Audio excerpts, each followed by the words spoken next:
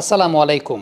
বাংলাদেশ এবং শ্রীলঙ্কান বোলারদের মধ্যে কলম্বো টেস্টে পার্থক্যের সবচাইতে বড় জায়গাটা ছিল হাইট, লাইন এবং লেন্থ ম্যানেজমেন্টের জায়গাটা। বিশেষ করে কলম্বোতে যে ধরনের পিচে খেলা হয় সে ধরনের পিচে ব্যাটসম্যানদের কাছ থেকে যেখানে বেশি স্ট্রাগল করানো যায় বা বেশি তাদেরকে ডিস্টার্ব করানো যায়, ওই জায়গাটা ধরতে বাংলাদেশের বোলাররা আসলে দেরি করে ফেলেছে, অনেক বেশি মাত্রায় দেরি করে ফেলেছে।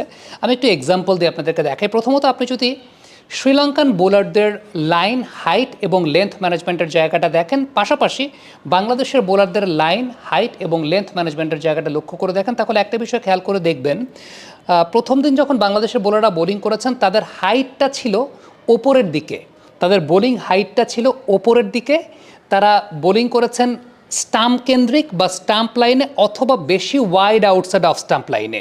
হয় বেশি ওয়াইড আউটসাইড অফ স্টাম্প লাইনে, না হয় স্টাম্প লাইনে অনেক বেশি হাইট প্রডিউস করছিল বল। নাহিদ রানা আপনারা জানেন যে তিনি বাউন্সার সবচেয়ে বেশি প্রডিউস করতে চান, বা বাউন্সার তার লক্ষ্যের জায়গা থাকে। সো ওইটা একটা বিষয়। শ্রীলঙ্কান বোলারদের লো, একটু হাইটটা কিন্তু একটু লো, মানে তারা যে বোলিং করছিলেন আপনি খেয়াল করে দেখেন, একদম গ্রাফিক্সে ভালো মতো বুঝতে পারবে যে তারা খুব বেশি হাইট পারচেস করছিলেন না, তারা একটু লো ছিলেন।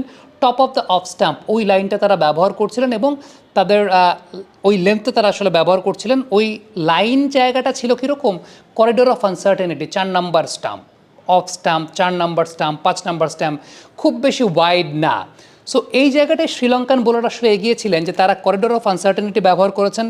হাইট একটু নিচের দিকে ছিল, top of the off stump ওই জায়গাটা, এবং খুব বেশি ওয়াইড না। বাংলাদেশের বোলাররা যেটা করেছেন, ওয়াইড এবং স্টাম্প কেন্দ্রিক, হয় খুব বেশি ওয়াইড, না হয় খুব বেশি স্টাম্প কেন্দ্রিক, হাইটটা ছিল ওপরের দিকে। জাস্ট নাহিদ রানার একটা কম্প্যারিজন আমি আপনাদেরকে দেখাই। নাহিদ রানা প্রথম দিন যেভাবে বোলিং করেছেন খেয়াল করে দেখবেন, হাইট ছিল শোল্ডার হাইটের ওপরে, মাথার হাইটে, বা বাউন্সার ট্রাই করে যাচ্ছিলেন। বাট আপনাকে উইকেটের কনটেক্সটটা আসলে বুঝতে হবে। এই টাইপের উইকেটে আপনি কোন জায়গায় বোলিং করবেন বা কোন হাইটে বোলিং করবেন সেটা বোঝাটা খুব জরুরি। হ্যাঁ,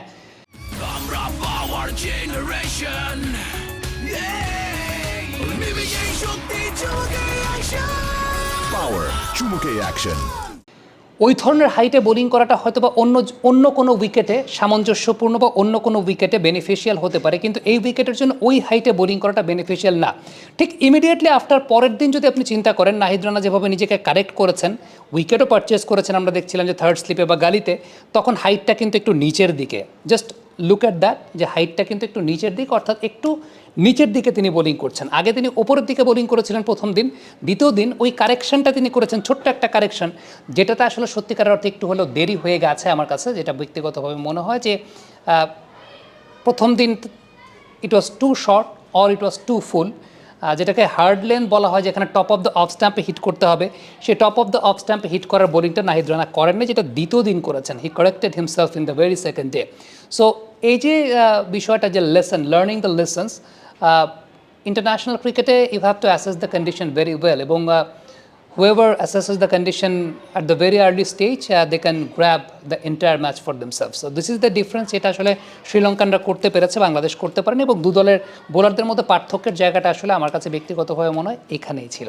কমেন্ট বক্সে আপনাদের মন্তব্য, মতামত জানতে চাই।